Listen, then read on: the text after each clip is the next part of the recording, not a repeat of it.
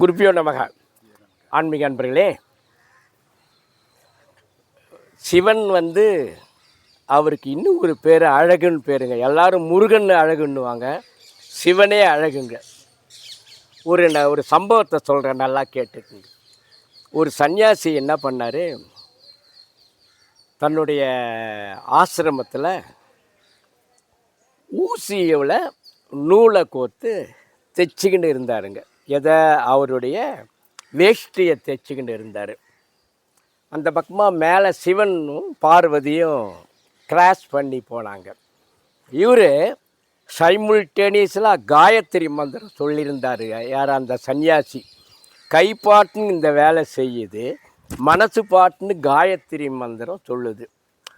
அம்மாவுக்கு இந்த காயத்ரி மந்திரம் இழுத்துதுங்க. நான் ஒன்று சொல்கிறேங்க. பொதுவாகவே பகவத்கீதையில் கூட சொல்லுவாங்க, மாதங்களில் மார்கழி, மந்திரங்களில் காயத்ரின்னு.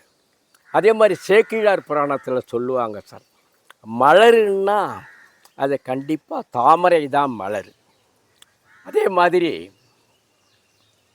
ஊருன்னா குன்று இருக்கிற ஊருன்னா திருத்தணி தான் குன்று இருக்கிற ஊர். தரையில் இருக்கிற சிவஸ்தலம் எதுன்னா காஞ்சிபுரம் தான் சிவஸ்தலம். நதியில் சிறந்தது எதுன்னா கங்கை நதின்னு சேக்கிழார் புராணத்தில் சொல்லுவாங்க. இப்போது அந்த காயத்ரி மந்திரத்துக்கு அவ்வளோ வைப்ரேஷன் இருக்குதுங்க. காயத்ரி மந்திரத்தை பற்றி யார் ஒன்றாலும் சொல்லலாம், எப்போ ஒன்றாலும் சொல்லலாம். ஏற்கனவே ஒரு முறை சொல்லியிருக்கேங்க. 1984 மத்திய பிரதேஷில் போபால்னு ஒரு இடங்க.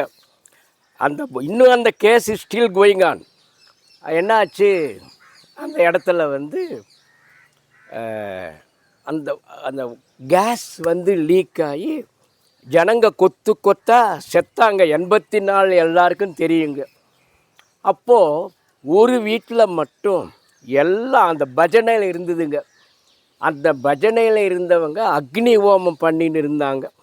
அந்த ஹோமத்தில் யார் யார் கலந்துக்கினாங்களோ அவங்க பிழைச்சாங்க. It was so happen I say. அதாவது இன்னும் ஒன்று சொல்கிறேங்க. ஹரித்வாரில் சாந்தி குஞ்சுன்னு ஒரு இடங்க. அந்த இடத்துல பண்டிட் ஸ்ரீராம சர்மான்னு ஒருத்தர் பெரிய ஆசிரமம் வச்சு நடத்தின்னு இருக்காருங்க. கதையிலே கிடைக்காத சொல்கிறேன், கேட்டுக்குங்க. அவர் ஒரு முறை இதெல்லாம் கட்டுறதுக்கு முன்னாடி வாடகை வீட்டில் தாங்க மதுரான்ற இடத்துக்கு வந்தாங்க. மதுராவில் என்ன ஆச்சு, தன்னுடைய பணத்துக்கு ஏற்ற மாதிரி வாடகை பார்க்கணுன்னா ஊர் எல்லையில் ஒரு இடம் இருந்ததுங்க. அவங்கள போய் கேட்டாங்க. அவங்க கம்மியான விலைக்கு வாடகை கொடுக்குறேன்னாங்க. சரி பரவாயில்லன்னு சொல்லிவிட்டு அவர் போய் அந்த இடத்துல வாடகைக்கு இருந்தாருங்க. ஊரில் இருக்கிறவங்களாம், ஏன் பைத்தியக்கார பிராமணனாக இருக்கிய, அங்கே பேய் இருக்குதையா அப்படின்னாங்க. அது பாட்டுன்னு இருக்கட்டும்னு சொல்லிவிட்டு அவர் அங்கே போயிட்டு காயத்ரி யஜ்ஞம் பண்ணாருங்க. பேய் வந்ததுங்க, ஓன்னு கத்தித்துங்க. பேயை கூப்பிட்டாரு, யோ ப்ரீ ஆக்குபைடு மீ, நீ மேலே இரு, நான் கீழே இருக்கிறேன். ஸோ நம்ம 2 பேரும் காம்ப்ரமைஸாக போகலான்னு சொல்லி பேய்கிட்ட காம்ப்ரமைஸ் பண்ணாருங்க. அப்புறம் இவர் மந்திரம் சொல்ல பேய் அவர்கிட்ட சரண்டர் ஆகி எனக்கு விமோச்சனம் கொடுன்னோடனே அவர் காயத்ரி தீர்த்தம் அழிச்சு விமோச்சனம் கொடுத்தாருங்க. Why I am citing this because Gayatri மந்திரத்துக்கு அவ்வளோ பவர் இருக்குதுங்க. இப்போ now I come to the point. அந்த பார்வதி தேவிக்கு இந்த காயத்ரி மந்திரம் இழுத்த உடனே வந்தார். வந்த உடனே சன்னியாசி ஆசிரமத்தில் இருக்கார். அப்போ இந்த அம்மா சொல்கிறாங்க, அவருக்கு அவர் முகத்தில் எவ்வளோ தேஜஸாக இருக்குது. பார்வதி தேவி சொல்கிறாங்க, நம்ம அவருக்கு ஏதாவது வரம் கொடுக்கணும் அப்படின்னாரு.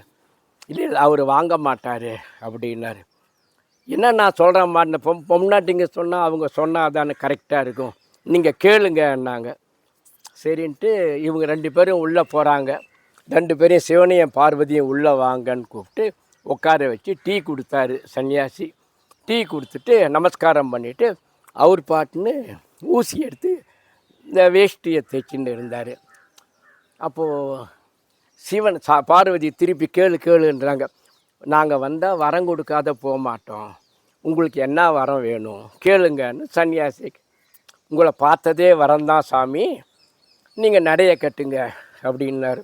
இல்லை ஏதாவது கொது பண்ணணும்னா அப்போ ஒன்று பண்ணுங்க, இந்த ஊசியில் நூல் வருது பாருங்க, ஆமாம் அது வரா மாதிரி செய்யுங்க. அதான் ஊசி கூட நூல் வருத, அதே தாங்க என் கர்ம பலன் கூட வருது, நான் நினச்சி எனக்கு நல்லா வருது, எதுவும் வேணான்னு அந்த சன்னியாசி சொன்னாருங்க. இதே சன்னியாசி சமாச்சாரம் இன்னொரு கதை சொல்கிறேங்க. ஒரு சன்னியாசி பகவானை வேண்டினே இருந்தார், சிவனை. அவரை வேண்டும் போது பார்வதி தேவி சொல்கிறாங்க, அவர் வேண்டுறாரா, அவருக்கு வரம் கொடுக்கக்கூடாதான்னு சொல்லிட்டு. இல்லை வேண்டாம், அவர் வரத்தை வந்து மிஸ்யூஸ் பண்ணுவாருன்னாரு. இல்லை நீங்கள் எப்போ பார்த்தாலும் உங்களுக்கு சந்தேகம்தான், கொடு அப்படின்னாங்க. சரி கொடுக்குறேன், கொடுத்துட்டா பிரயோஜனம் இல்லைன்றாரு. சரின்னு சொல்லிவிட்டு இந்த சன்னியாசிக்கிட்ட உனக்கு 3 வரம் கொடுக்குறேன்பா, உபயோகப்படுத்திக்கோன்னாரு.